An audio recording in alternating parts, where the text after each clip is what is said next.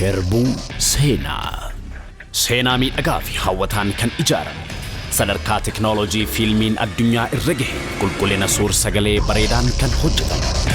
Barreessituu fi daarektarri Yawdaar Jabeessaa. Maannaaf himmattaadha.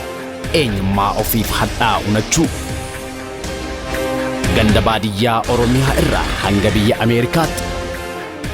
Mudannoo yookaan bu'aa ba'ii jiruuf jireenyaa.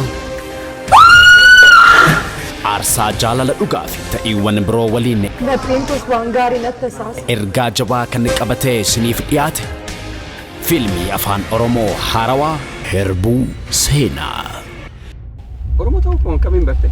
Dhugumaan lolaa jirta? Baasi qabadhi dee. Yeroo dhiyootti magaalota biyya Ameerikaa fi Oromiyaatti daawwannaaf ni dhiyaata. Maaddaale? Afoolaa fi jechoota mimmiidhagoon kan faayame. Wala?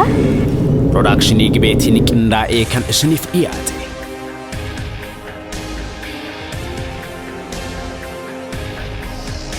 Fiilmii afaan Oromoo haarawaa Herbuu seenaa.